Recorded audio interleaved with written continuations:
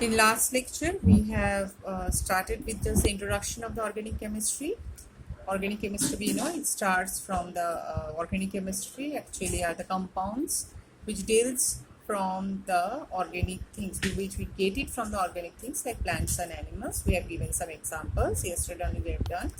And the main element which is involved in organic chemistry is carbon, and this is because of the special property of the carbon. This has been become possible that chemistry has got a full branch of organic chemistry, or chemistry is divided into organic and inorganic.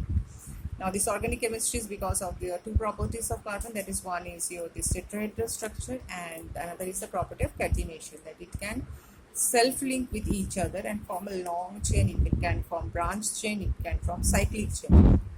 When cyclic means when the end carbon joined and form a cycle. Now when this end carbon, if we break it, it will open up, and this open chain is called as your open chain or aliphatic chain.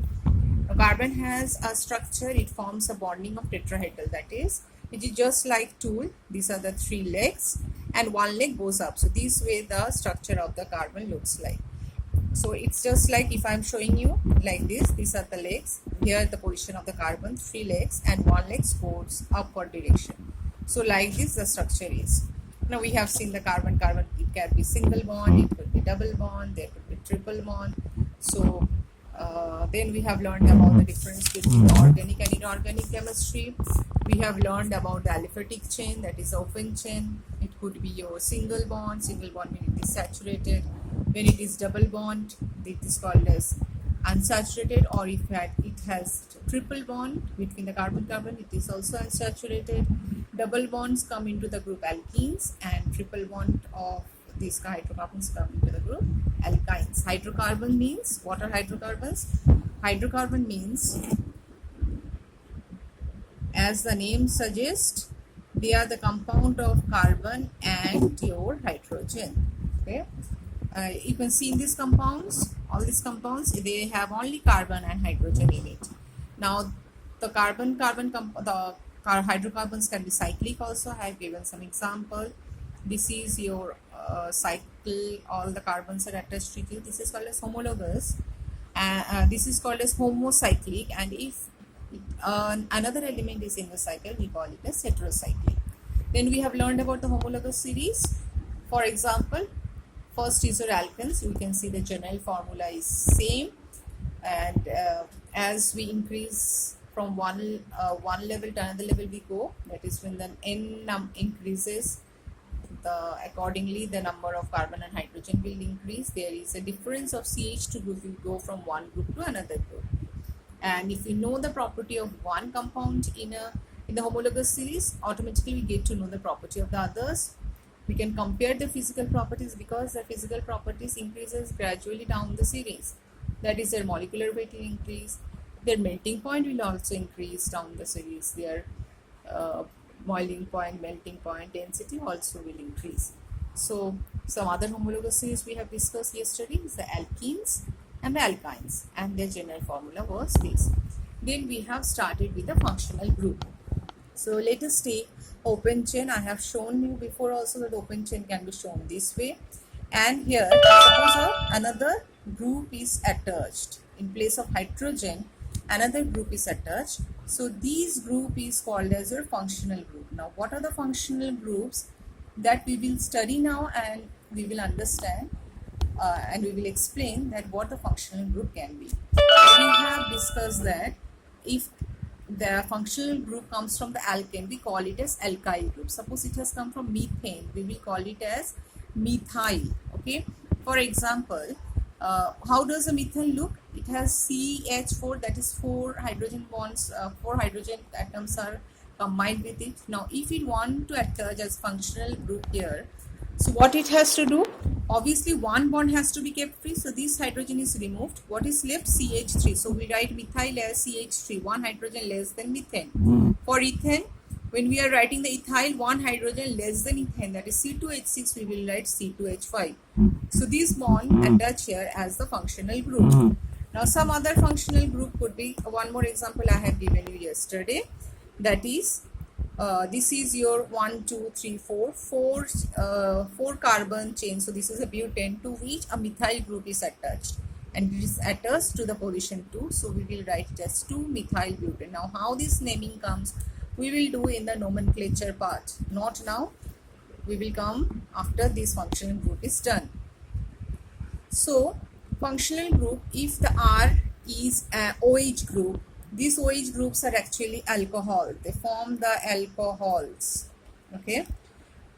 For example, we have CH3 and a OH is attached to it. We will call it as methyl alcohol, or by IUPAC nomenclature. Just like in your physics we have SI unit, standard unit, similarly IUPAC naming is like that. It is more scientific, more modern, which is been used here. We will call it as methanol. What will come? All will come. Next is your aldehyde group.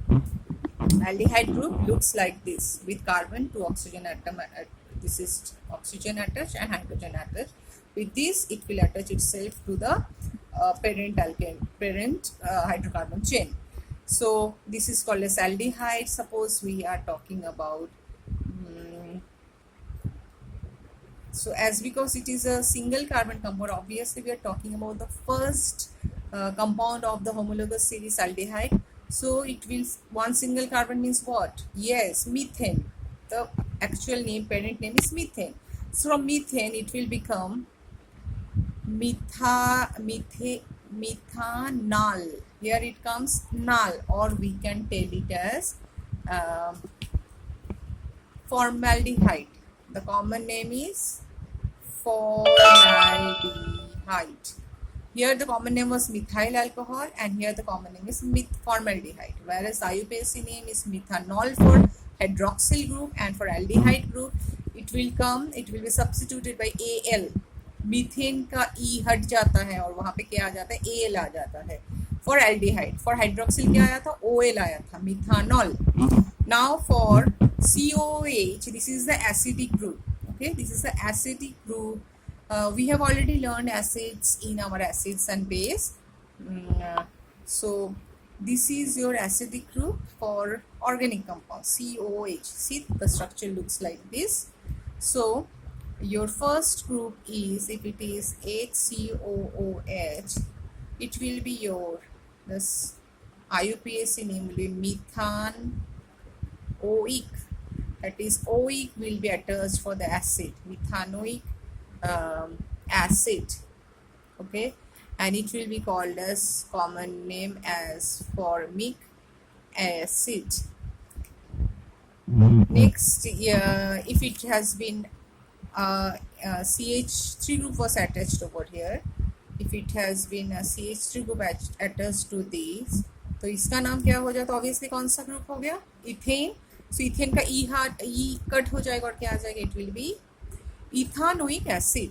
Okay, ethanoic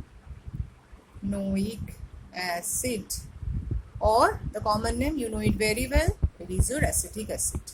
Okay, so the common name of this is acetic acid.